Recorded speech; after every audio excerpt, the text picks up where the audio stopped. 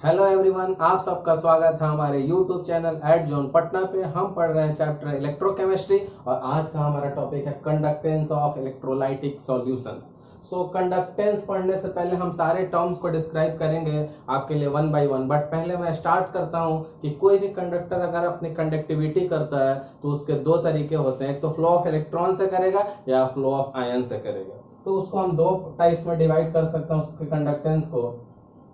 एक किसके कारण, due to flow of electrons, और दूसरा due to flow of ions. अब फ्लो ऑफ इलेक्ट्रॉन्स वाले से तो हम बहुत अच्छे से परिचित हैं।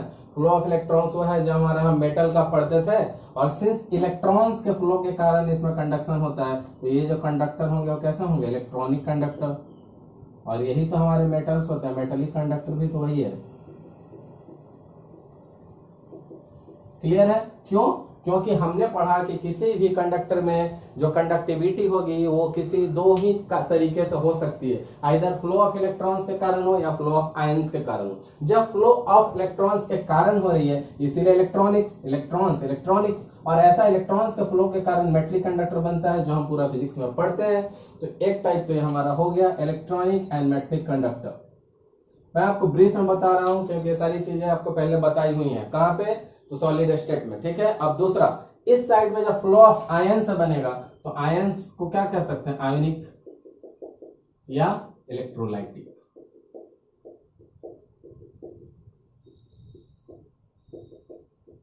ठीक है। अब देखिए ध्यान से, इतना करने से क्या फायदा मिला।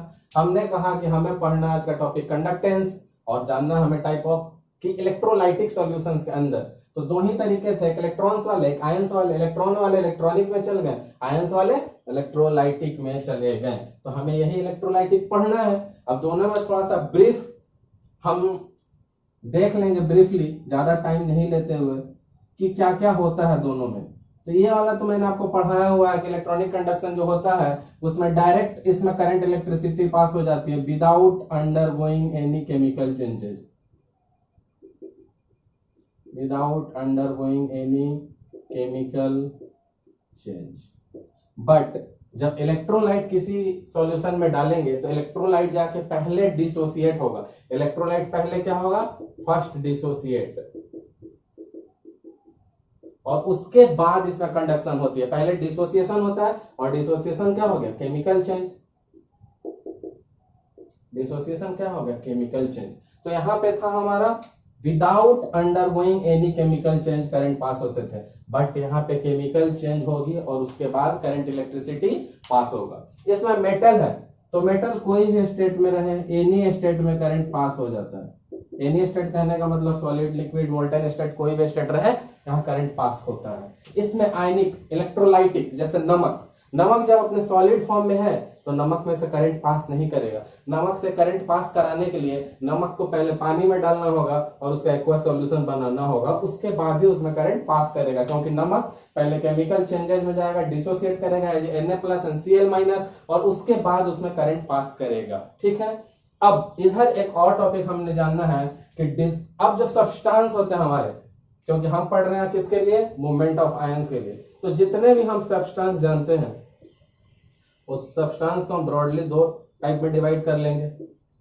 ब्रॉडली दो टाइप में, एक कौन से, जो इलेक्ट्रोलाइट होंगे और जो दूसरे इलेक्ट्रोलाइट नहीं होंगे, क्योंकि दुनिया के सारे सब्सटेंस तो इलेक्ट्रोलाइट नहीं होंगे। एक वो जो इलेक्ट्रोलाइट होंगे और एक जो नॉन इलेक्ट्रोलाइट होंगे। बहुत ध्यान से देखिएगा, सारे बेसिक टर्म्स अभी डिफाइन होंगे और फिर चैप्टर आगे बहुत तेजी से एक्सेलरेट कर जाएगा।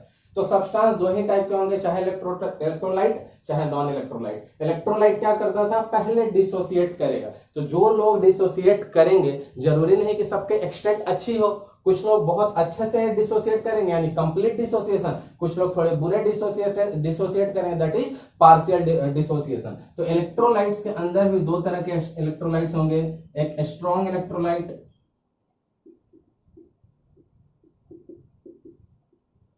और दूसरा वीक इलेक्ट्रोलाइट। एक स्ट्रॉन्ग और दूसरा वीक।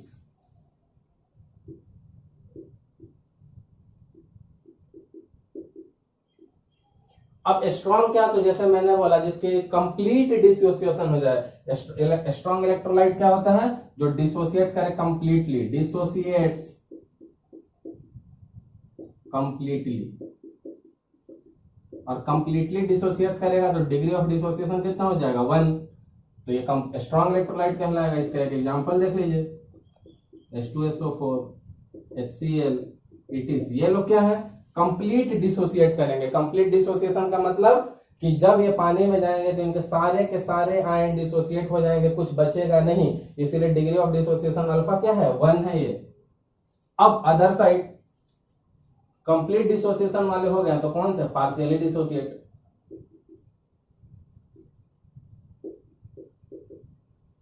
और जो पार्शियली डिसोसिएट करेंगे उनका degree of dissociation less than 1। Complete dissociation 100% alpha equal to 1, less than complete यानी partial dissociation that is alpha less than 1। इनके एग्जांपल्स ले लीजिए, एसिटिक एसिड, तो ये पानी में जाएंगे तो अपने सारे मोल्स डिसोसिएट्स नहीं करेंगे। कहने का मतलब है कि अब हम क्लियर हो चुके हैं अपने इलेक्ट्रोलाइटिक सॉल्यूशंस के बारे में, जो फ्लो ऑफ आयन से बनते हैं। तो आयंस पहले पानी में जाके केमिकल चेंज करके डिसोसिएट्स करेंगे, जो हम इलेक्ट्रोलाइट्स जो हम डालेंगे उनके आयंस जाएंगे पानी में, और पानी में जाकर वो आयन बनेंगे, डिसोसिएट्स करेंगे। जब वो डिसोसिएट करेंगे तो सब्सटेंस सारे दुनिया के डिसोसिएट नहीं करेंगे, कुछ सब्सटेंस जो डिसोसिएशन में पार्टिसिपेट्स करें वो इलेक्ट्रोलाइट्स कहलाएंगे। जो कंप्लीट डिसोसिएट करें वो स्ट्रॉन्ग, जो पार्शियली करे वो वीक, और जो डिसोसिएट ही नहीं करे वो नॉन इलेक्ट्रोलाइट। इनको कोई मतलब ही नहीं है नॉन इलेक्ट्रोलाइट को, इसमें कोई डिसोसिएशन नहीं होगा। ठीक है, तो जिनमें हुआ वो 2 टाइप के हो गए। तो अब यहां से एक काम की जानकारी क्या है आपको, कि जब टेम्परेचर का वेरिएशन देखेंगे, टेम्परेचर का किस में, मेटलिक में, और टेम्परेचर का आयोनिक में यानी इलेक्ट्रोलाइटिक में। ये लेफ्ट वाला पोर्शन पूरा हमारा फिजिक्स में पढ़ा हुआ है, और solution chapter solid state chapter में हमने भी पढ़ा है। कौन सा, इलेक्ट्रॉनिक मेटलिक। अब हमें अब इस साइड से जाना है इलेक्ट्रोलाइटिक, जहां डिसोसिएशन होगा, चाहे पार्शियल, चाहे कंप्लीट, चाहे पार्शियल।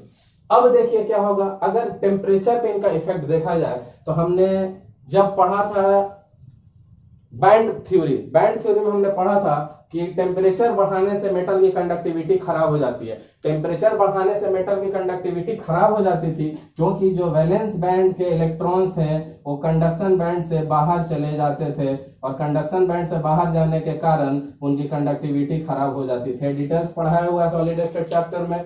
तो टेम्परेचर बढ़ाने से इनकी कंडक्टिविटी खराब होती थी, किसकी, मेटल की। बट आयंस में सोचिए, हम पानी में चीनी मिला रहे हैं, सॉल्यूशन बना रहे हैं, शुगर सॉल्यूशन, हमने टेम्परेचर बढ़ाया तो और अच्छी तरह से घुलेगा, और जितने अच्छी तरह से घुलेगा हमारे उतनी अच्छी होगी फ्लो। तो कहने का मतलब यहाँ टेम्परेचर बढ़ाने से कंडक्टिविटी खराब होती थी, पर यहाँ टेम्परेचर बढ़ाने से कंडक्टिविटी अच्छी होगी, क्योंकि जितना टेम्परेचर बढ़ता है उतना अच्छा डिसोसिएट होगा और उतनी अच्छे तरह से फ्लो होंगी। लेकिन एक चीज इधर भी था, जो टेम्परेचर बढ़ाने से इलेक्ट्रिसिटी अच्छी होती थी। सेमीकंडक्टर का जो केस था वही केस इधर आएगा। सेमीकंडक्टर के केस में क्या थे कि बैंड थ्योरी में दोनों में थोड़े गैप थे, हम हीट करके उनके इलेक्ट्रॉन्स की काइनेटिक एनर्जी वैलेंस बैंड की बढ़ा देते थे और कूद के कंडक्शन बैंड में जाता था। तो सेमीकंडक्टर के केस में ध्यान रखिएगा कि टेम्परेचर बढ़ाने से कंडक्टिविटी अच्छी होती थी। बट ये सारे लेफ्ट साइड के केस, मेटल्स के केस में टेम्परेचर बढ़ाने से कंडक्टिविटी बुरी, क्योंकि जो वैलेंस बैंड के इलेक्ट्रॉन्स है कंडक्टेंस के भी बाहर चले जाएंगे काइनेटिक एनर्जी बढ़ जाने से। तो इन शॉर्ट यहाँ पे जितना भी टेम्परेचर बढ़ाएंगे हमारे लिए फायदा एज सेमीकंडक्टर, बट इधर टेम्परेचर बढ़ाने से हमारे लिए घाटा। तो हमने यहाँ आपको सारी चीजें शॉर्ट में बता दी, बस आप एक नोट डाउन कर लेंगे कि टेम्परेचर बढ़ाने से इनकी कंडक्टिविटी बढ़ेगी, टेम्परेचर बढ़ाने से इनकी कंडक्टिविटी बढ़ेगी, टेम्परेचर बढ़ाने से बढ़ेगी। क्यों, एग्जांपल दे दिया चीनी पानी, जितना पानी गर्म रहेगा चीनी उतना ज्यादा उसके अंदर डिसोसिएट करेगा, और जितने आयंस उसमें बनेंगे उतना ज्यादा कंडक्टिविटी अच्छी होगी। तो ये हमने ब्रीफ देख लिया। अब मूव करेंगे और देखेंगे हम छोटे छोटे terms like resistance, resistivity, conductance, conductivity, क्योंकि ये सारे टर्म्स अगर हम ब्रीफली देख लें तो हमें इस चैप्टर में आगे प्रोसीड करने में इसके काफी मदद मिलेगी। तो पहले मैं इसको रब करूंगा। तो इलेक्ट्रोलाइटिक सॉल्यूशंस के बारे में हमने आइडिया ले लिया है।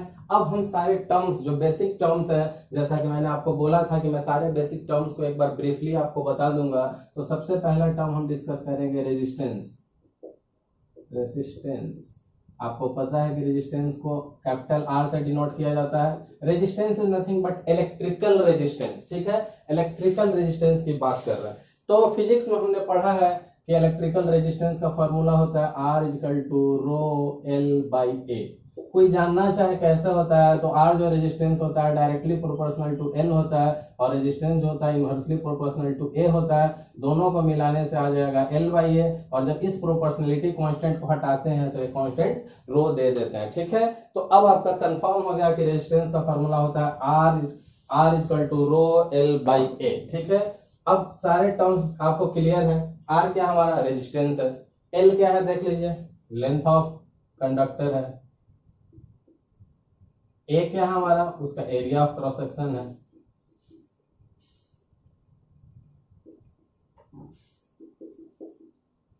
देखिए ध्यान से, कोई भी रेजिस्टेंस है किसी वायर का बना होगा, सपोज ये आपका रेजिस्टेंस है तो उसका जो लेंथ आया वो एल हो गया, जो इसका एरिया ऑफ क्रॉस सेक्शन आया वो ए हो गया। रो क्या है, तो रो तो मैंने आपको पहले ही कहा है कि हमने रो एक हमारा प्रोपोर्शनलिटी कांस्टेंट लिया है। तो उस रो को यहाँ कहते क्या है, जरा ध्यान से देखें, उस रो को यहाँ कहते हैं रेजिस्टिविटी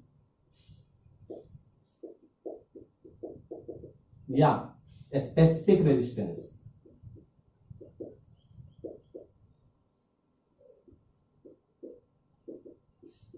तो इसका दो नाम हो गया, एक रेजिस्टिविटी एक स्पेसिफिक रेजिस्टेंस। तो हम किसको लेंगे और किसको नहीं, आने वाले समय में हम बार बार रेजिस्टिविटी की बात करेंगे, क्योंकि IUPAC ने रिकमेंड किया है कि हम रेजिस्टिविटी की यूज करें। तो हम रेजिस्टिविटी को यूज करेंगे और स्पेसिफिक रेजिस्टेंस को भूल जाएंगे। आगे के लिए हर जगह हमने रो को रेजिस्टिविटी से यूज करना है, ठीक है। अब जब हमने इतना पढ़ लिया तो हम रेजिस्टेंस की यूनिट पढ़ लेंगे, यूनिट ऑफ रेजिस्टेंस। तो यूनिट पता है रेजिस्टेंस का, सबको पता है ओम होता है, इतना सबको क्लियर है। रेजिस्टेंस का यूनिट क्या होता है, ओम। बट अब बात करेंगे रो की।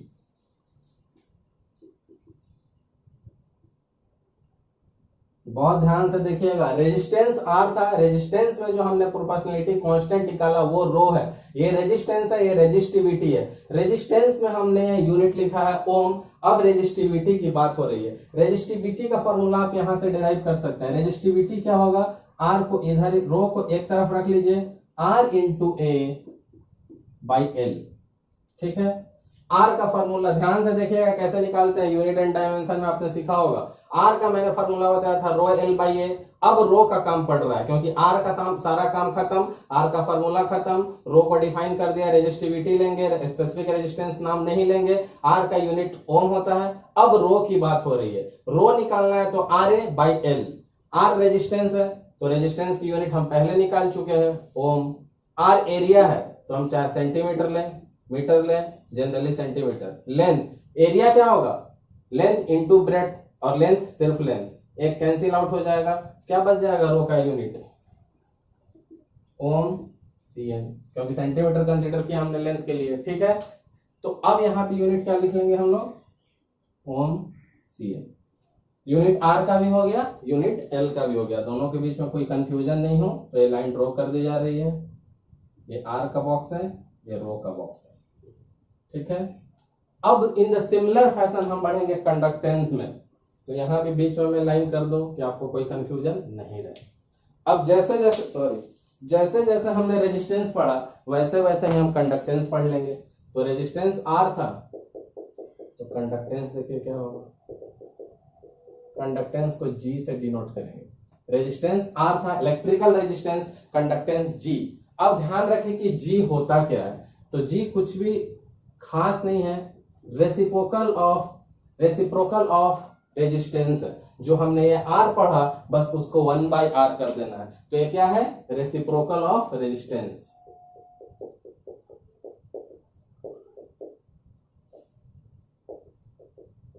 क्लियर है। तो G का फॉर्मूला आ गया हमारे लिए 1/R। अब जब G का फॉर्मूला हमारे लिए 1/R आ गया तो हम G की यूनिट भी बहुत आसानी से निकाल सकते हैं। देखिए क्यों, क्योंकि हमें R की यूनिट पता है। R की यूनिट क्या है जाके देख लेंगे, ओम है, तो इसका क्या होगा, ओम इनवर्स, क्योंकि 1/R है। तो अगर R का ओम होगा तो 1/R क्या हो जाएगा, ओम इनवर्स। तो ये हो गया यूनिट किसका, G का। अब जब इसको कहते हैं हम, ध्यान से देखें जरा, इसको कहते हैं ओम। अब ये ओम के 1/, में है, देखिए R 1/ओम है, इसीलिए मैंने पावर -1 ले लिया। तो अब ओम को उल्टा कर लेंगे, MHO, जो OHM था अब कहलाएगा MHO, मोह। तो अब G की भी यूनिट हमें क्लियर हो गई। और ये जो मोह होता है वो किसके बराबर होता है? उसी को सीमेंस भी कहते हैं। बहुत ध्यान से देखिएगा, ये जो हमने मोह ओम लिखा यही सीमेंस भी है, और सीमेंस को S से डिनोट करते हैं। तो ये सारी जानकारी आपके लिए बहुत जरूरी है, जरा ध्यान देंगे। जी वाले का बॉक्स में फुल कर रहा हूं। जैसे सिमिलर फैशन में हमने R के लिए पढ़ा था, बस R की जगह G आ गया। रेजिस्टेंस R था, कंडक्टेंस G। R के रेसिप्रोकल, रेजिस्टेंस के रेसिप्रोकल, तो कंडक्टेंस 1/ओम, क्योंकि R का हमने ओम निकाल लिया है। 1/ओम दैट इज ओम माइनस, जब उसको OHM कहते हैं तो इसको उल्टा OHM दैट इज महो, और इसको ओम इनवर्स, इसका दूसरा सीमेंस भी कह सकते हैं, जिसको S से डिनोट करते हैं। तो अब R के, जैसे R का काम खत्म करके हम रो पे आए थे, अब G का काम खत्म करेंगे और देखेंगे क्या आ रहा है। तो G का जो हमारा रिलेशन है 1/R है। अब 1/R का मतलब ये सारी चीज उल्टी, जो न्यूमरेटर और डिनोमिनेटर में, और जो डिनोमिनेटर और न्यूमरेटर में। तो देखिए 1/रो इंटू A/L, क्लियर कीजिए कहां से आया। G का फॉर्मूला हमें पता नहीं, पर R का पता है, और R को उल्टा कर देंगे तो R क्या था? रो L/A। अब उल्टा A/रो L। अब जब उल्टा आ गया G का वैल्यू, तो हम यहां से देखिए, पहले कंडक्टेंस से जैसे हमने यहां से रो निकाला था, अब ये 1/रो आ गया। ध्यान देंगे, रो की जगह क्या आ गया? 1/रो। इस 1/रो को स्पेशल टर्म कहते हैं K, कप्पा, कप्पा। तो G क्या हो गया? K into A/L। G क्या हो गया? K into A/L। ध्यान दीजिए, K इंटू A/L। अब G का पता हमें चल गया है, हमें किसका निकालना? G का काम खत्म हो गया, कंडक्टेंस की बात करनी है। तो K क्या होगा? K equal to G into L/A। बहुत आसान है, देखते रहिए। G पता नहीं था, R पता था, R को उल्टा कर दिए। G का सारा काम हो चुका है। रो के बारे में बात करना, 1/रो को K से डिनोट करेंगे। कप्पा, कप्पा क्या है वो मैं बताऊंगा अभी। जब रो को मैंने बताया था resistivity and specific resistance in the similar fashion, kappa क्या होगा? यहां जगह नहीं है तो मैं यहां ऊपर, अच्छा नीचे लिख देता हूं कप्पा क्या है। जैसे ये रेजिस्टिविटी था रेजिस्टेंस के लिए, तो कंडक्टेंस के लिए क्या हो जाएगा? कंडक्टिविटी। सिमिलर फैशन को कंपेयर कर रहा हूं मैं, रेजिस्टेंस से रेजिस्टिविटी, कंडक्टेंस से कंडक्टिविटी, रेजिस्टेंस से स्पेसिफिक रेजिस्टेंस, कंडक्टेंस से स्पेसिफिक कंडक्टेंस।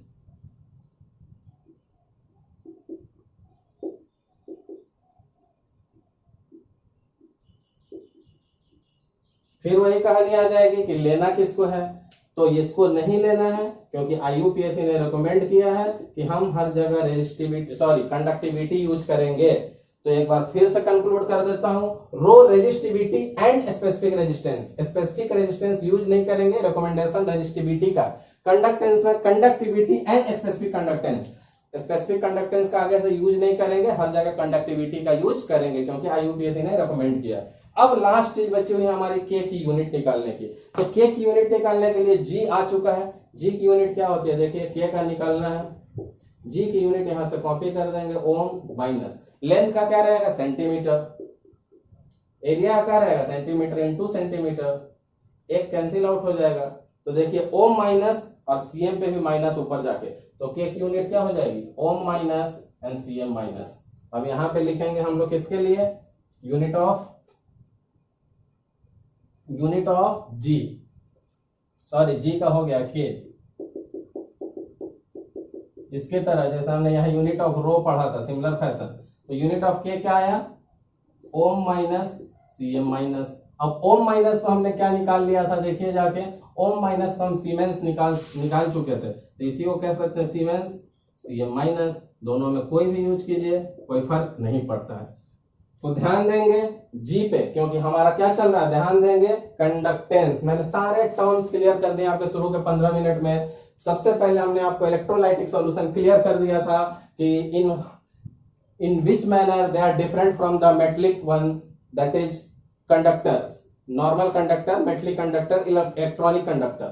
इलेक्ट्रोलाइटिक सॉल्यूशन मैंने क्लियर कर दिया था कैसे डिसोसिएट होंगे, पार्शियल फुल सब कुछ।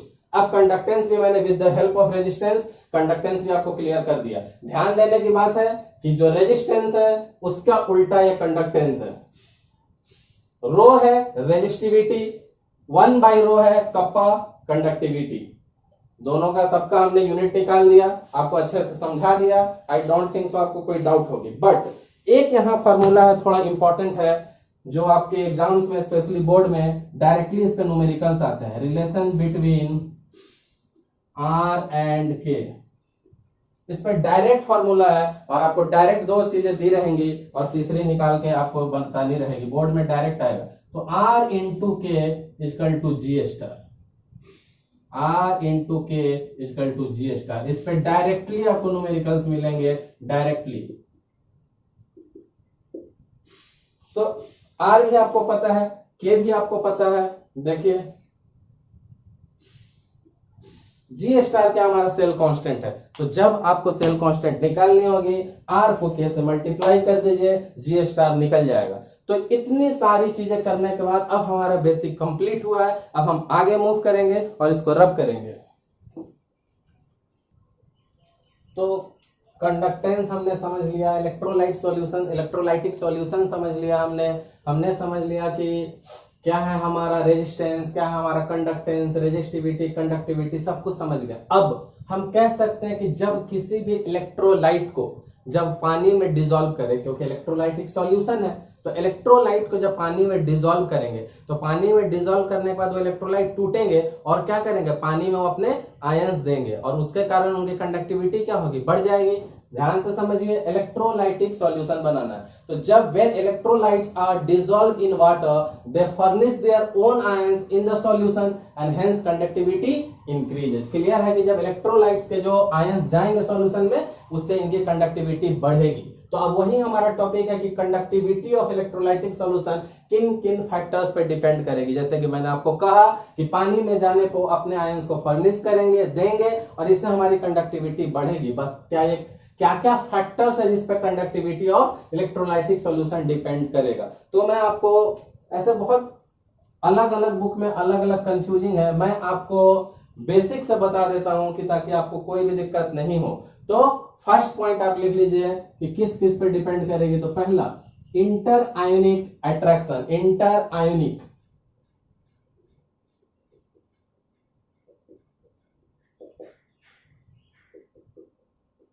अब नाम से क्लियर है कि आयंस के बीच के अट्रैक्शंस की बात हो रही है, inter ionic attraction.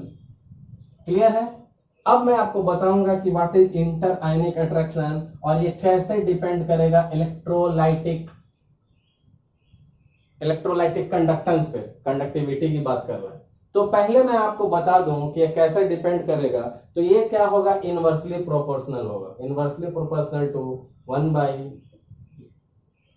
Electrolytic conductance. अब कहने का मतलब क्या है, मैंने शुरू में ही सारी कहानी आपको बता दी कि जितना मजबूत इंटर आयनिक अट्रैक्शन होगा उतनी बुरी कंडक्टेंस होगी। कैसे, तो उससे भी पहले मैं आपको बात बता दूं कि जब मॉलिक्यूलर लेवल पे बात हो तो इंटर आयनिक किसकी बात हो रही है, सॉल्यूट और सॉल्यूट के बीच के आयन की बात हो रही है, सॉल्यूट और सॉल्यूट के आयंस के बीच की बात हो रही है। अब सॉल्यूट्स, अगर सॉल्यूट्स के आयन मजबूती से पकड़े हुए हैं तो पानी में जाने पे टूटेंगे कम। जब डिसोसिएशन में कम सपोर्ट करेंगे तो इसका मतलब है कि उनसे कंडक्टिविटी भी घटेगी। तो देखिए जितने मजबूती से पकड़े रहेंगे सॉल्यूट अपने आप को उतने कम डिसोसिएट होंगे और उतनी बुरी कंडक्टिविटी होगी। इसीलिए रिलेशनशिप कैसा है, इनवर्सली। तो आप यहाँ पे एक चीज लिख सकते हैं कि इफ स्ट्रॉन्ग, क्या ये solute solute interaction if strong, तो जितने स्ट्रॉन्ग होंगे क्या होगा, उतने डिसोसिएशन में प्रॉब्लम होगी।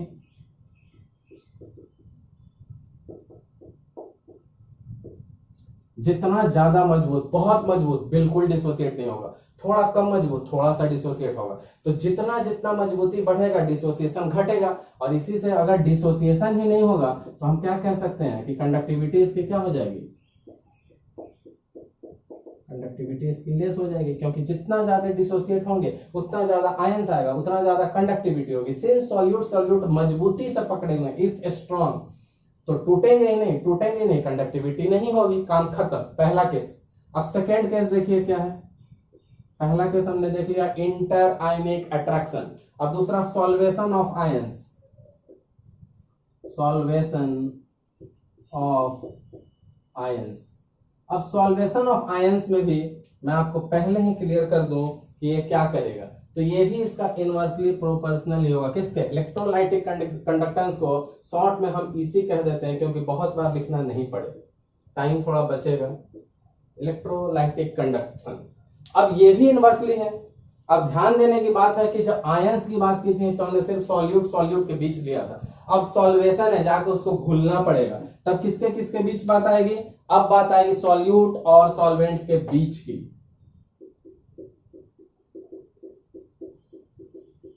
अब बात किसके बीच आ गई? मॉलिक्यूलर लेवल पे सॉल्यूट के बाद अब घुलने की बात आ गई, तो सॉल्यूट जाके सॉल्वेंट में ही घुलेगा।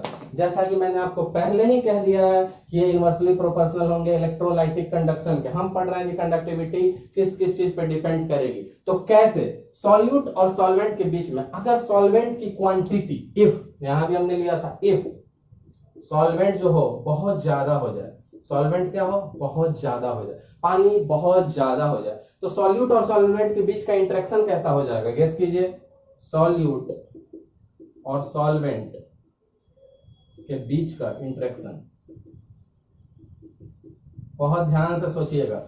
मान लीजिए कि हमने एक दाना चीनी का रख दिया, ऊपर से 1 लीटर पानी डाल दिया, तो वो चीनी का दाना जो फोर्स या ऊपर से जो प्रेशर महसूस करेगा, उसी पे क्या किया हमने? सॉल्वेंट बढ़ा दिया। 1 लीटर की जगह उसको 5 लीटर पानी से दबा दिया, तो अब वो इंटरेक्शन क्या होगा? अब वो इंटरेक्शन और मजबूत हो जाएगा, क्योंकि ऊपर से उस पर ज्यादा सॉल्वेंट पड़ा हुआ है।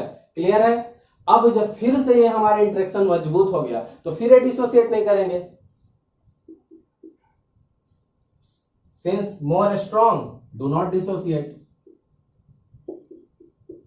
और जब डिसोसिएट नहीं करेंगे तो क्या कर सकते कि हेंस कंडक्टिविटी लेस। बहुत ध्यान से समझेंगे कैसे हो गया।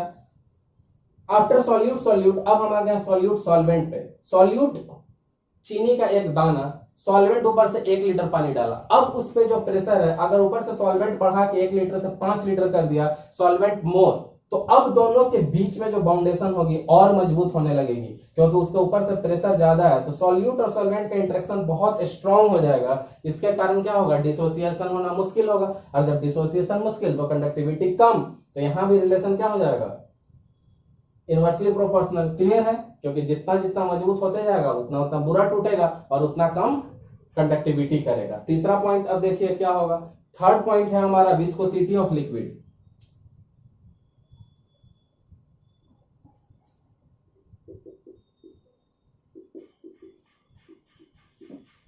थर्ड पॉइंट है हमारा विस्कोसिटी ऑफ लिक्विड। सॉल्यूट हो गया, सॉल्यूट सॉल्वेंट हो गया, अब क्या होगा? सॉल्वेंट। अब क्या होगा? Solvent.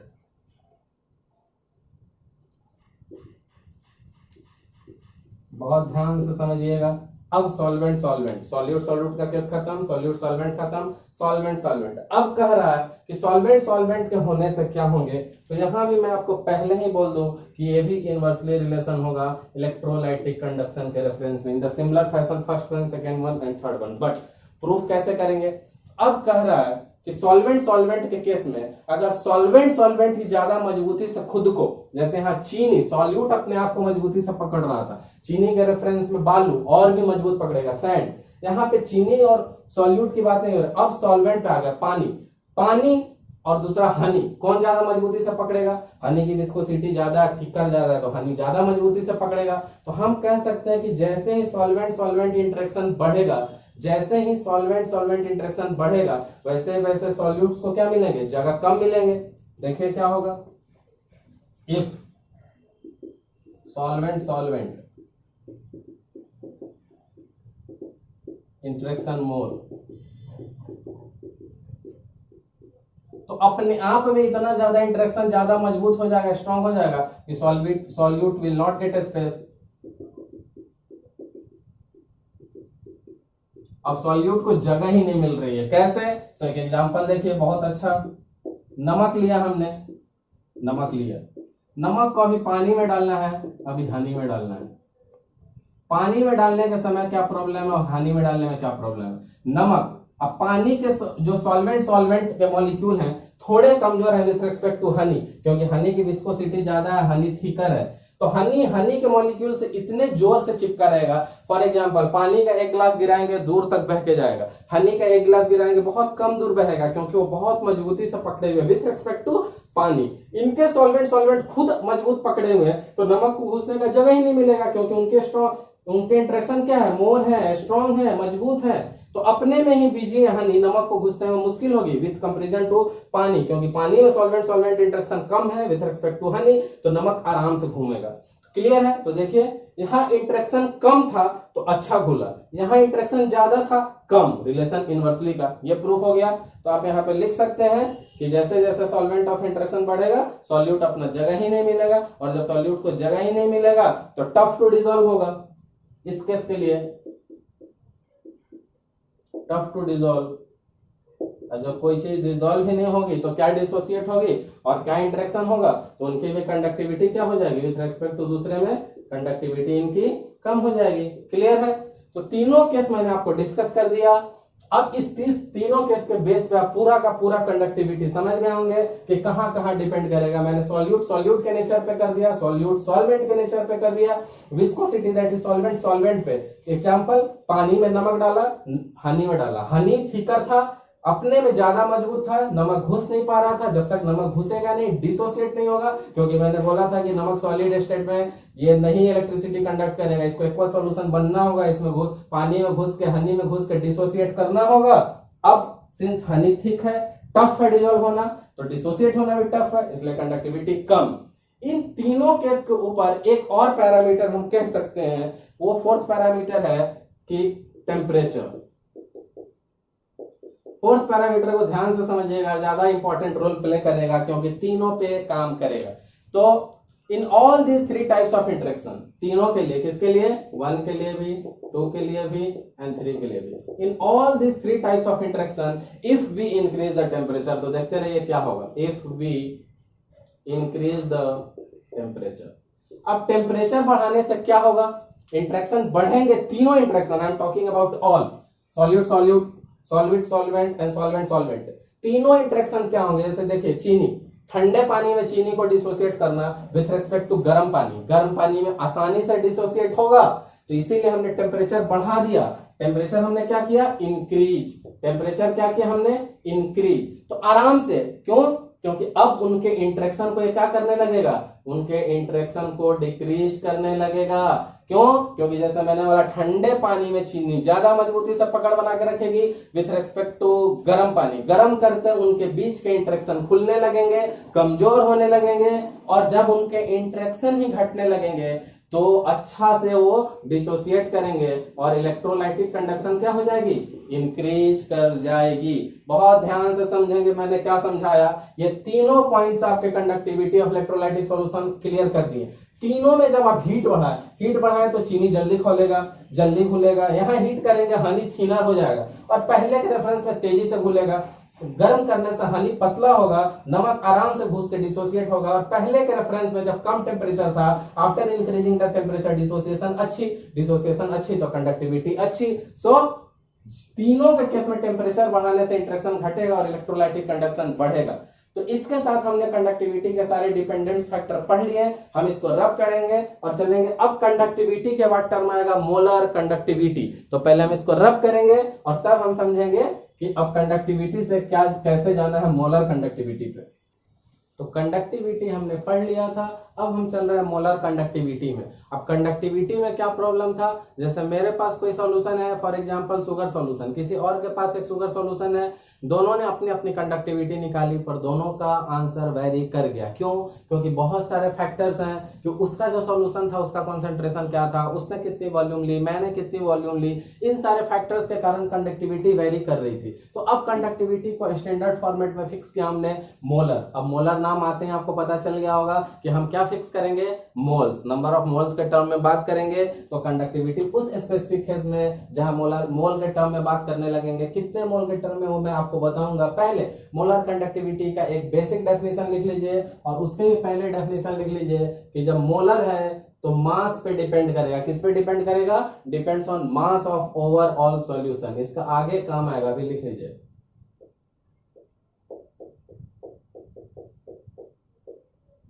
Depends on mass of overall solution.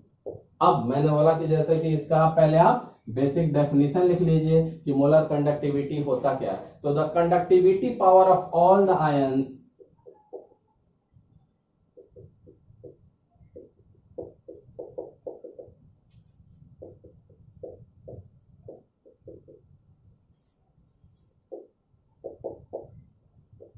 conductivity power of all the ions कब? produced by dissolving in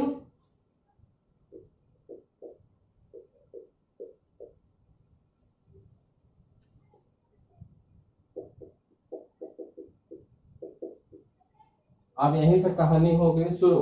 produce by dissolving in 1 mole of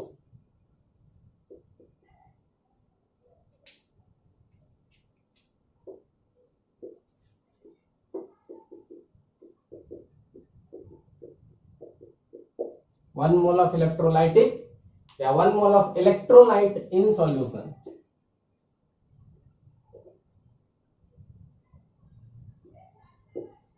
ठीक है, तो कितना इलेक्ट्रोलाइट लिया हमने, अब फिक्स अमाउंट हो गया कि हमें 1 मोल लेना है। तो एक क्लियर कर ले कि the conductivity power of all the ions produced by कब? Dissolving 1 mole, dissolving 1 mole of electrolyte in solution. तो अब फिक्स हो गया है कि हमारे इलेक्ट्रोलाइट की क्वांटिटी कितने लेंगे।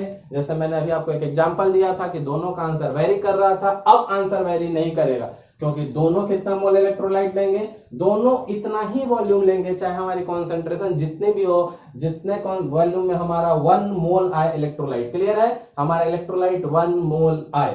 अब देखिए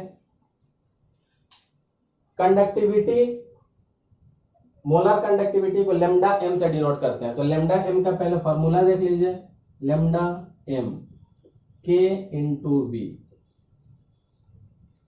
अब सबसे इंपॉर्टेंट चीज हमें यह जाननी है कि हमारा वी क्या है।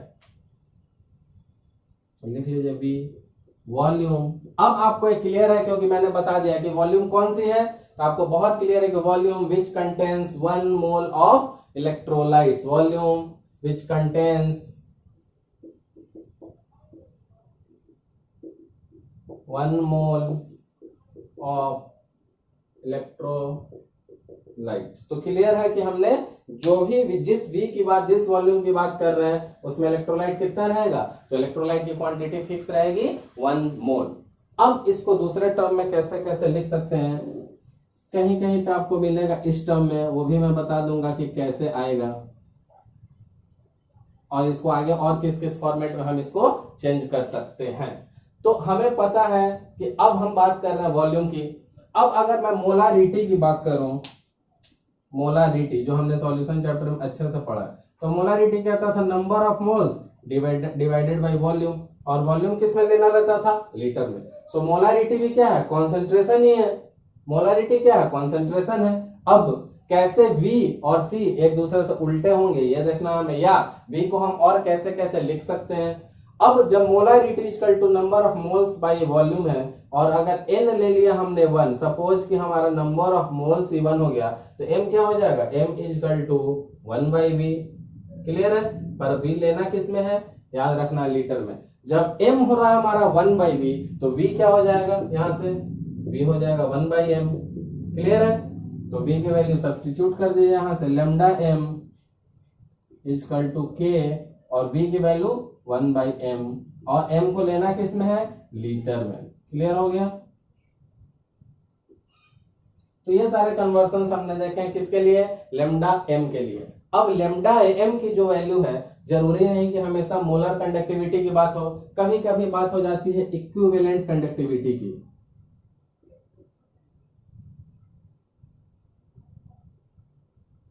बात हो जाती है इक्विवेलेंट कंडक्टिविटी की। तो जो ये हमारा मोलर कंडक्टिविटी के लिए मोलर का एम लगा है, इक्विवेलेंट का ई लग जाएगा, और मोलारिटी की जगह क्या आ जाएगा, नॉर्मलिटी। इक्विवेलेंट का केस आते ही क्या आ जाता है, नॉर्मलिटी। क्लियर है? तो एक चीज आप क्लियर कर लेंगे कि एम आपका क्या है, एम है आपका मोलारिटी, और एन क्या है आपका, नॉर्मलिटी। तो आपको कैसे भी पूछा जा सकता है, आपको मोलर कंडक्टिविटी के फॉर्म में पूछा जा सकता है, या दिया जा सकता है गिवन डेटा और इक्विवेलेंट कंडक्टिविटी के बारे में। तो अब मैंने आपको क्लियर कर दिया, रिलेट कर दिया कि कंडक्टिविटी और मोलर कंडक्टिविटी, डेफिनेशन भी दे दिया सॉरी, कि कंडक्टिविटी क्या है, तो 1 मोल ऑफ इलेक्ट्रोलाइट डिसॉल्व करने के बाद उसका टोटल। अब मैंने दिखाया कि लैम्डा एम क्या होता है, के इंटू वी। ये मोलारिटी नॉर्मलिटी जो भी बात चल रही है कॉन्सेंट्रेशन है, मैंने उसका रिलेशन प्रूफ कर दिया आपको कि वॉल्यूम 1/m होगा, तो वॉल्यूम की जगह 1/m आ गया, लीटर में 1000।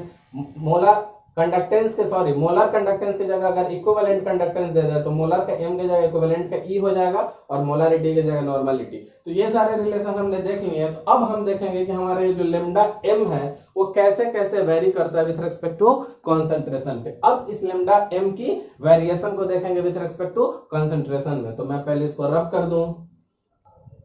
तो हमने पढ़ लिया कंडक्टिविटी, हमने पढ़ लिया मोलर कंडक्टिविटी। कंडक्टिविटी में क्यों मोलर कंडक्टिविटी की जरूरत पड़ी, और क्यों हमने 1 मोल ऑफ इलेक्ट्रोलाइट इंट्रोड्यूस किया, और कंडक्टिविटी आ गया हमारा मोलर कंडक्टिविटी में। अब इनका variation with respect to concentration, conductivity and molar conductivity दोनों की वेरिएशन किसके रेफरेंस में देखनी है हमें, कॉन्सेंट्रेशन के रेफरेंस में। तो इसको देखने के लिए मैंने पहले आपको एक ग्राफ बना दूंगा, देखिए इधर बना लेंगे क्योंकि इसका कंप्लीट डिस्कशन नेक्स्ट क्लास में ही होगा।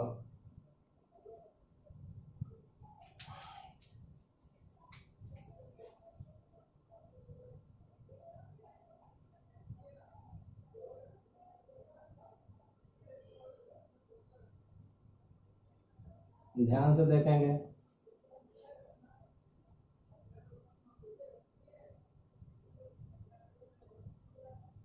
अब किस किस चीज का ग्राफ है, तो पहले मैं एक्सिस आपको डिफाइन कर दूं कि कॉन्सेंट्रेशन है तो अंडर रूट सी कॉन्सेंट्रेशन, और किसका, मोलर कंडक्टिविटी का, तो लेमडा एम। मोलर कंडक्टिविटी को कैसे डिनोट करते हैं, lambda M. So molar conductivity ले लिया हमने, यहाँ कॉन्सेंट्रेशन का रूट ले लिया, तो वो भी कॉन्सेंट्रेशन ही रहेगा। अब देखिए कैसे कैसे सिचुएशन आए थे जब हमने क्या क्या किया था। इसको जरा अगर मैं एक हल्की लाइन से मिला दूं तो देखिएगा कि एक स्ट्रेट लाइन का ही ऑलमोस्ट स्ट्रेट लाइन ही फॉर्म हो रहा है, और इसको जब मैं एक हल्की लाइन से मिला हूं कलर चेंज करके, तो देखिए क्या मिलेगा।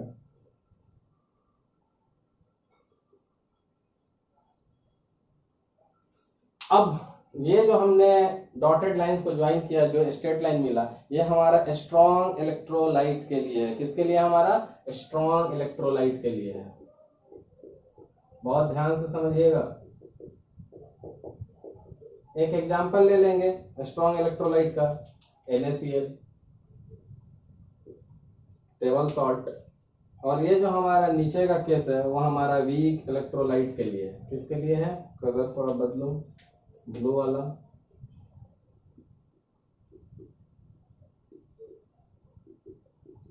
एग्जांपल ले लेंगे, क्या, एसिटिक एसिड। क्लियर है? अब जरा ध्यान से समझेंगे इस ग्राफ को। हमारा टॉपिक है variation of conductivity and molar conductivity with concentration. तो मोलर कंडक्टिविटी कुछ भी नहीं, कंडक्टिविटी कहीं स्पेशल केस है, तो मोलर कंडक्टिविटी को ले लिया और हमने इसको डिस्कस करने की कोशिश की। ज्यादा डिटेल्स तो अभी हमें नहीं देखना है, ज्यादा डिटेल्स हम इसका नेक्स्ट क्लास में देखेंगे। उसमें मैं क्या करूंगा, आपको for strong electrolyte and for weak electrolyte बिल्कुल अलग अलग केसेस डिस्कस कर दूंगा नेक्स्ट क्लास में। तो अभी पहले लिख लीजिए कि पढ़ना किसके लिए है, for strong and weak electrolytes, दोनों के लिए पढ़ना है।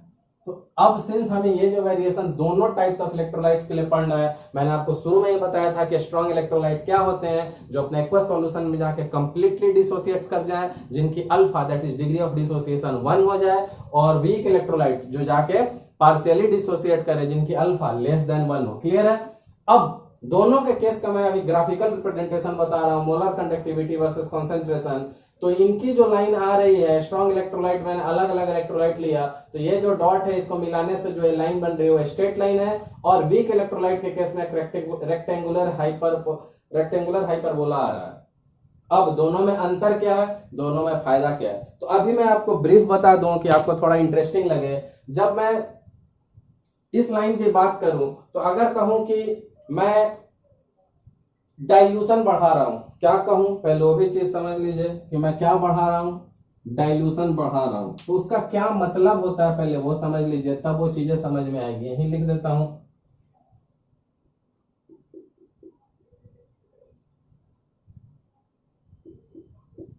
डाइल्यूशन मैंने बढ़ाया। डाइल्यूशन बढ़ाने का मतलब क्या होता है कि मैंने पानी बढ़ाना शुरू कर दिया, ज्यादा डाइल्यूट, मोर कॉन्सेंट्रेटेड में कम पानी होता है, डाइल्यूटेड में और पानी, तो डाइल्यूशन मैंने बढ़ा दिया। किसी चीज में मैंने डाइल्यूशन बढ़ाया, फॉर एग्जांपल हमें एक शुगर सॉल्यूशन मिला हुआ था, 1 गिलास पानी में 4 चम्मच चीनी मिला के शरबत हमें पीने के लिए, हमने डाइल्यूशन बढ़ा दिया, उसमें 1 कप और पानी मिला दिया, डाइल्यूशन बढ़ा दिया। अब जो चीनी का कॉन्सेंट्रेशन होगा वो क्या होगा, घटेगा, क्योंकि 1 गिलास पानी में पहले 4 चम्मच चीनी था, अब और पानी मिला दिया 1 कप, पर चीनी 4 ही चम्मच थी, तो चीनी की कॉन्सेंट्रेशन क्या होगी, घटेगी। तो डाइल्यूशन इंक्रीज का मतलब ही होता है कि कॉन्सेंट्रेशन में डिक्रीज, दैट इज कॉन्सेंट्रेशन क्या होगा, डिक्रीज करेगा। तो डाइल्यूशन इंक्रीज कर रहा है मतलब कॉन्सेंट्रेशन डिक्रीज कर रहा है। चीज बहुत ध्यान से समझ लेंगे, आई होप बोर्ड में आपको यहां तक दिख रहा होगा। तो डाइल्यूशन इंक्रीज, जैसे मैंने बोल दिया कि 1 गिलास पानी में, पानी 1 गिलास है, 1 लीटर पानी है, और 4 स्पून इसमें चीनी डाला हुआ है, 4 स्पून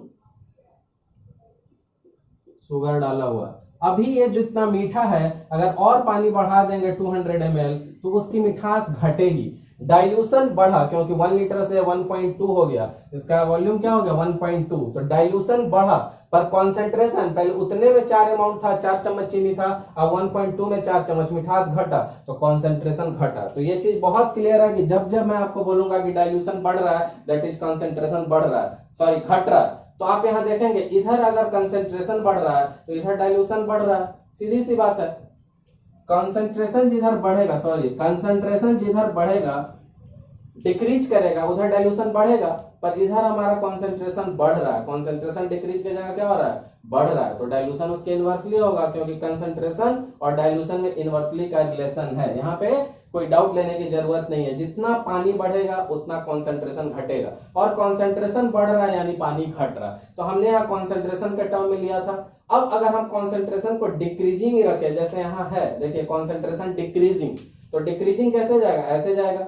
डिक्रीजिंग में स्ट्रॉन्ग इलेक्ट्रोलाइट पे देखिए क्या हो रहा है, और वीक पे देखिए दोनों में ही लेमडा एम बढ़ रहा है, देखिए लेमडा एम बढ़ा, इसमें भी बढ़ा, पर इसमें थोड़ा स्लोली बढ़ रहा है, इसमें बढ़ रहा है पर ग्रेजुअल बढ़ जा रहा है। दोनों में फर्क समझने की कोशिश करेंगे।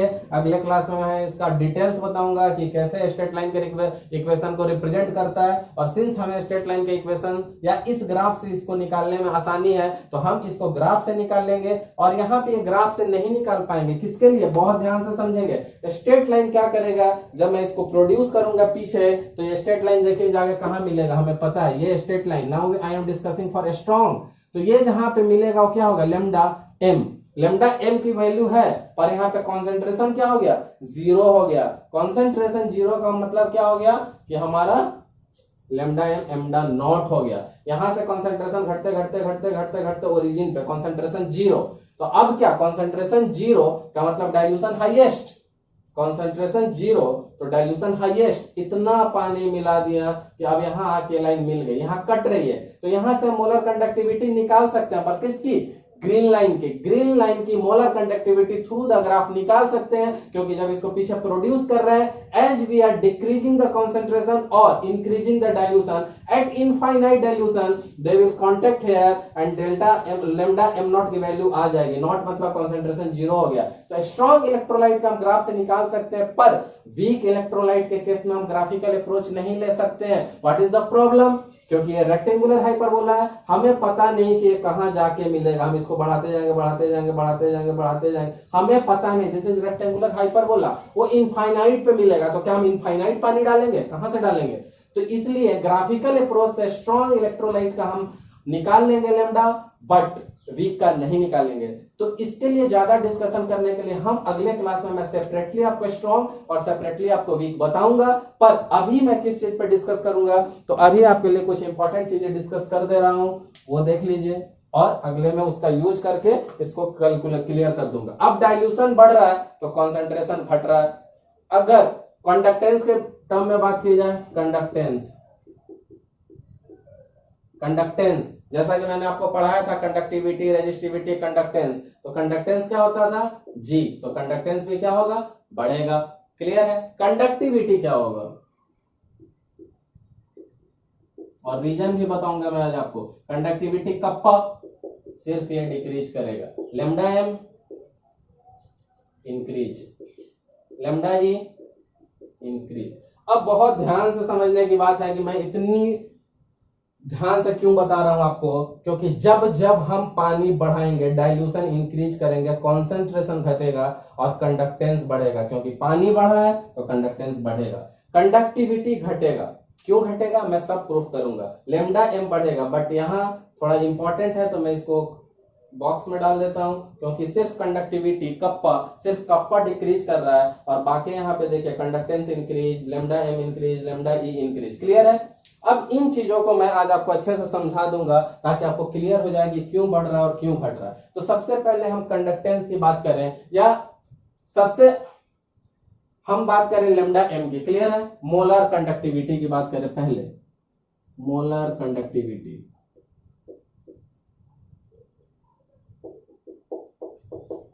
क्या होता है? Molar conductivity, sorry lambda M, molar conductivity की बात कर रहे हैं।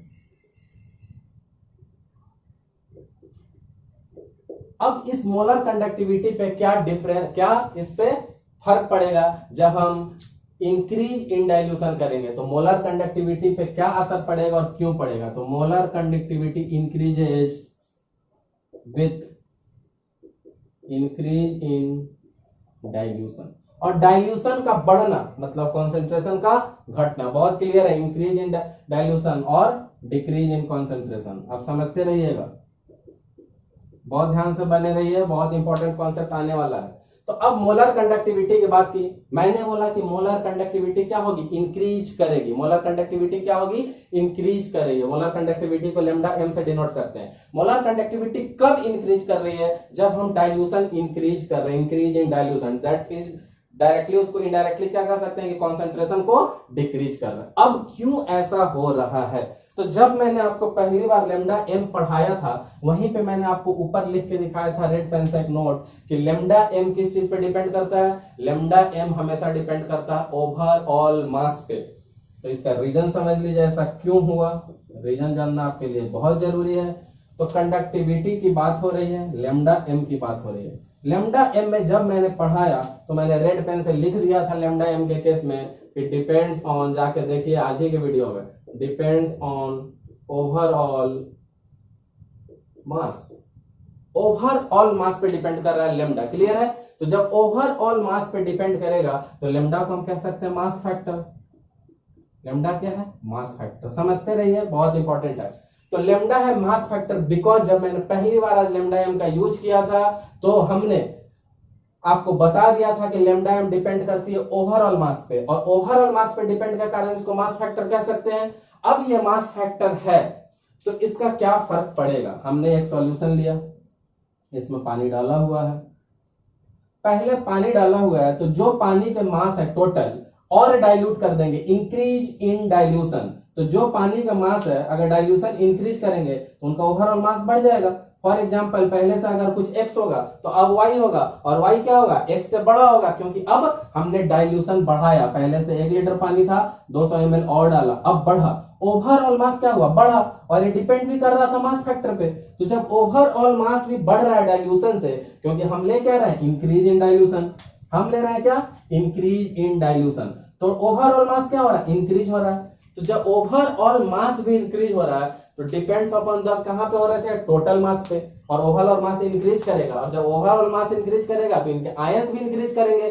तो क्या होगा, आप लिख लीजिए, it depends upon the total numbers of ions, लिख लीजिए यहां, depends upon the total number of ions. क्यों, क्योंकि ये मास फैक्टर है। अब आयंस कहां, which are present in the solution.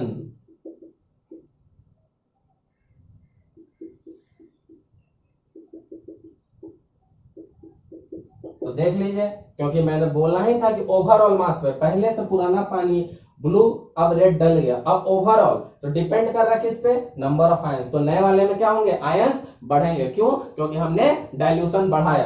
तो हम लिख सकते हैं कि एज वी डाइल्यूट, डाइल्यूशन बढ़ा, एज वी डाइल्यूट, डाइल्यूशन हमने बढ़ाया, तो नंबर ऑफ आयंस वो भी बढ़ जाएंगे। डाइल्यूशन को हमने बढ़ाया, एज वी डाइल्यूट का मतलब डाइल्यूशन भी हम इंक्रीज कर रहे हैं, तो डाइल्यूशन को बढ़ाया तो नंबर ऑफ आयंस बढ़ जाएंगे, और जब नंबर ऑफ आयंस बढ़ जाएंगे तो ओवरऑल पे डिपेंड कर रहा है, तो लैम्डा एम भी क्या होगा, इंक्रीज कर जाएगा। ये चीज बहुत क्लियर होनी बहुत जरूरी है। मोलर कंडक्टिविटी डिपेंड करती है ओवरऑल मास पे। पहले से मास कम था, हमने डाइल्यूशन बढ़ाया, हमने डाइल्यूशन बढ़ाया, दैट इज कॉन्सेंट्रेशन घटाया, डाइल्यूशन बढ़ने से ओवरऑल मास बढ़ा, ओवरऑल मास बढ़ा तो उनमें आयंस बढ़े, आयंस बढ़े तो कंडक्टिविटी बढ़ी, सॉरी आयंस बढ़े तो अभी हमारे लिए क्या बढ़ी, हाँ मोलर कंडक्टिविटी बढ़ी। कंडक्टिविटी का हमने स्पेसिफिक टर्म ले लिया मोलर कंडक्टिविटी, क्योंकि जितने आयंस बढ़ेंगे उतने मोलर कंडक्टिविटी बढ़ेगी। तो एक चीज क्लियर हो गया क्या, कि जब हम आयंस बढ़ाएंगे तो हमारी कंडक्टिविटी बढ़ेगी। कौन सी, ध्यान रहे, नॉर्मल नहीं, लेम्डा, मोलर कंडक्टिविटी। किस कंडक्टिविटी की बात कर रहे हैं हम लोग, मोलर कंडक्टिविटी बढ़ी। अब दूसरा बढ़ने का हमने प्रूफ कर लिया, अब के की बात करेंगे। अब के क्या है, ध्यान से समझेंगे। जब हमने क्या लिया, अभी मोलर कंडक्टिविटी लिया, मोलर कंडक्टिविटी की बात की तो मैंने क्लियर कर दिया कि ओवरऑल मास पे डिपेंड करता है। बस ये लाइन दिमाग में याद रखनी है। और ओवरऑल मास डाइल्यूशन से बढ़ेगा, इसलिए लैम्डा एम भी बढ़ेगा। बढ़ने का काम खत्म। अब कंडक्टिविटी कप्पा पे आएंगे, तो मैं इसको रब करूंगा। तो हमने यहां से कंडक्टेंस देख लिया। अब मोलर कंडक्टिविटी हटेगा और इसके जगह पे क्या आ जाएगा, देखते रहें। इसके जगह पे अब कंडक्टिविटी की बात की जाएगी, और कंडक्टिविटी को किस चीज से डिनोट करते हैं, कप्पा। तो अब लेम्डा एम हट जाएगा और नया टॉपिक क्या आ जाएगा हमारा, कप्पा। क्लियर है। अब किसकी बात कर रहे हैं, conductivity, kappa. Normal lambda M की बात खत्म। अब कप्पा, कप्पा इंक्रीज करेगा डिक्रीज करेगा वो हम बाद में डिस्कस करेंगे, क्योंकि ये लेम्डा एम का है, हमने मिटा लिया। लेम्डा एम जब पढ़ा तो हमने बोला था कि ये ओवरऑल मास पे डिपेंड करता है। अब कंडक्टिविटी के कप्पा याद कीजिए। रेजिस्टिविटी जब मैंने पढ़ाया था तो आपको यह फार्मूला बताया था थोड़ा तेजी में, और रो के लिए मैंने क्या बोला था, रेजिस्टिविटी RA/L। अब अगर रो की बात की जाए तो कहा जाता था कि रेजिस्टिविटी, अब यही चीज जब कंडक्टेंस में जाता था तो 1/रेजिस्टेंस होता था, और 1/रो को जब उल्टा करते थे तो इसका उल्टा जाता था न्यूमरेटर डिनोमिनेटर में और डिनोमिनेटर न्यूमरेटर में। देखिए ध्यान से, तो ये था हमारा रेजिस्टेंस, ये था हमारा कंडक्टेंस। रेजिस्टेंस से क्या आता था हमको निकल के, रेजिस्टिविटी, जो मैंने बोला था यूपीएससी नोमेनक्लेचर लेना है। तो कंडक्टेंस से क्या निकल के आ जाएगा, ये ध्यान से देखिए क्या है, 1/रो है, और 1/रो को ही के कहते थे, कप्पा। कप्पा ही हमारा क्या था, कंडक्टेंस। इतना कहानी क्यों बना रहा हूं वो समझिए, बात ही कप्पा की हो रही है, कंडक्टेंस नहीं, रेजिस्टिविटी तो कंडक्टिविटी। ध्यान दीजिए, रेजिस्टेंस का रेसिप्रोकल कंडक्टेंस, रेजिस्टेंस का जो ये हमारा प्रोपोर्शनलिटी कांस्टेंट आता था वो रेजिस्टिविटी, और रेजिस्टिविटी यहां उल्टा हो क्या आता था, 1/रो, तो 1/रो को कंडक्टिविटी। अब बात तो कंडक्टिविटी की हो रही है, तो इसलिए मैंने इतनी कहानी बनाई। अब समझिए, लेमडा एम के केस में मैंने एक ही लाइन बोला था कि मास फैक्टर है, स्टार्ट मैंने यहीं से किया था, depend on overall mass, mass factor है। तो क्लियर हो गया था कि डाइल्यूशन बढ़ाता था मास बढ़ जाता था, मास बढ़ता था डाइल्यूशन बढ़ता था, आयंस बढ़ते थे, सब कुछ क्लियर था। अब सब चीज बढ़ रहा था। कंडक्टिविटी में देखिए क्या है, मास फैक्टर है कि यूनिट फैक्टर? तो देखिए मास फैक्टर है कि यूनिट फैक्टर, मैं आपको क्लियर कर देता हूं। याद कीजिए कि जब कोई पूछता था कि रो की वैल्यू क्या है या रेजिस्टेंस क्या है, तो हम कहते थे कि रो वो होगा 1 उसका क्रॉस सेक्शनल एरिया हो और 1 लेंथ हो, सारी यूनिट 1 ले तो वो रो हो जाता था, याद है? या यहाँ पे भी कहेंगे कि क्या होगा के, तो जब सब चीज एरिया ऑफ क्रॉस सेक्शन भी यूनिटी ले लेंगे, लेंथ भी यूनिटी ले लेंगे, तो यूनिट फैक्टर है। याद रहे हमने इसको फिजिकली पढ़ा हुआ है फिजिक्स में भी, कि जब हमें डिसाइड करना रहता था कि इसकी वैल्यू कितनी होती है, तो सबकी वैल्यू यूनिटी ले लीजिए तो पता चल जाएगा कि इसकी वैल्यू कितनी, क्योंकि सबकी वैल्यू 1 डालेंगे तो जो बचेगी वैल्यू इसी की आएगी। तो यहां से क्लियर हो गया कि कौन सा फैक्टर है, यूनिट फैक्टर। इतना मुश्किल हुआ इसी के लिए। ये कौन सा फैक्टर है, यूनिट फैक्टर। यूनिट का मतलब उस पार्टिकुलर प्लेस पे डिपेंड करेगा, नॉट टोटल मास पे। क्यों? क्योंकि मैंने एज ए रेजिस्टेंस रेजिस्टिविटी बताया, एज ए कंडक्टेंस कंडक्टिविटी। जब हम इसका पूछते थे कि कैसे रेजिस्टेंस पता करेंगे फिजिकली, सॉरी रेजिस्टिविटी, तो बोलते थे कि एरिया ऑफ क्रॉस सेक्शन 1 ले लीजिए, लेंथ 1 ले लीजिए, सब कुछ यूनिटी ले लीजिए, जो वैल्यू आएगी उस यूनिटी वैल्यू पे वो उसका फिजिकल वैल्यू होगा। तो यूनिटी ले रहे थे इसलिए यूनिट फैक्टर। क्लियर है? अब यूनिट फैक्टर मैंने प्रूफ कर दिया तो इसकी जरूरत नहीं है, मैं इसको हटा दूंगा और हम चलेंगे आगे प्रूफ करने अपना ये red point, second point conductivity का, कप्पा का, कि कप्पा क्यों घटेगा। अब सेम सॉल्यूशन जो पिछले केस में लिया मैंने, फिर वही सॉल्यूशन ले लिया हमने। अब इस सॉल्यूशन में फिर से हमने सॉल्यूशन बढ़ा दिया जो पिछले केस में। क्यों? क्योंकि हमें क्या करना है, कंडक्टिविटी की जो हम बात कर रहे हैं, फिर हम कब करेंगे कि कंडक्टिविटी क्या होगा, यूनिट फैक्टर तो हो गया, पहले इसको लिख दूं, कंडक्टिविटी डिक्रीज करेगा, कंडक्टिविटी डिक्रीज करेगा। लेमडा एम क्या हुआ था, इंक्रीज हुआ था, बट कंडक्टिविटी क्या होगा, डिक्रीज। क्यों? देखिए कंडक्टिविटी डिक्रीज कब, जब हम डाइल्यूशन को बढ़ाएंगे या कॉन्सेंट्रेशन को घटाएंगे। व्हेन डाइल्यूशन को इंक्रीज कर लीजिए या कॉन्सेंट्रेशन को डिक्रीज। यहां लिखा भी हुआ है, देख लीजिए। पहला केस में कंडक्टिविटी क्या हुआ था, बढ़ा था। अब क्या हो रहा है, कंडक्टेंस। अब कंडक्टिविटी क्या हो रहा है, डिक्रीज। ध्यान रखना क्या हो रहा है, डिक्रीज। कैसे हो रहा है मैं प्रूफ करूंगा। पिछले में कैसे इंक्रीज कर रहा था मैंने प्रूफ किया था कि मास पे डिपेंड करता था, डाइल्यूट करने से पानी बढ़ा, मास बढ़ा, आयंस बढ़े, कंडक्टिविटी अच्छी, या कंडक्टेंस सॉरी। अब कंडक्टिविटी की बात आ रही है कप्पा। कप्पा मैंने आपको प्रूफ करके दे दिया है कि यूनिट फैक्टर है, यूनिट फैक्टर है, और वो अब घट रहा है। वो क्या हो रहा है, घट रहा है। क्यों घट रहा है वो मुझे प्रूफ करना है। कब घट रहा है, डाइल्यूशन बढ़ाने से और कंसंट्रेशन को कम करने से। तो क्यों घट रहा है। अब जो मान लीजिए किसी यूनिट फैक्टर की बात की जाए, यहां का एक यूनिट एरिया पकड़ लिया। अब ब्लैक कलर, जब हमने कंसंट्रेशन या डाइल्यूशन में कोई छेड़छाड़ नहीं की थी, ब्लैक कलर, तो यहाँ जो भी कॉन्सेंट्रेशन होगा वो, जैसे अभी हमने पानी नहीं मिलाया अपने शरबत में, यहाँ पे जो मिठास होगी और पानी मिलाने के बाद इस पार्टिकुलर जगह पे मिठास क्या होगी, घटेगी। क्लियर है? हम अब यूनिट, एक चम्मच ब्लैक पेन, अभी रेड हमने डाइल्यूशन नहीं डाला है, तो ब्लैक वाले से अगर 4 चम्मच वाला शरबत बना है तो यहां से 1 चम्मच पिया, ज्यादा मीठा होगा। अब डाइल्यूशन बढ़ा दिया, रेड डाल दिया और सॉल्यूशन बढ़ गया। अब 1 चम्मच निकालेंगे, मिठास घटेगी। मिठास घटने का मतलब उस पार्टिकुलर एरिया में उनका कॉन्सेंट्रेशन क्या हो रहा है, उस पार्टिकुलर एरिया में उनका कॉन्सेंट्रेशन डिक्रीज कर रहे हैं। तो हम कह सकते हैं कि when we dilute the solution, इस केस में when we dilute the solution increasing, तब क्या होगा, इस particular number of ions in this particular area, number of ions in the particular area, उस पार्टिकुलर एरिया में नंबर ऑफ आयंस क्या होंगे, डिक्रीज होंगे। क्यों?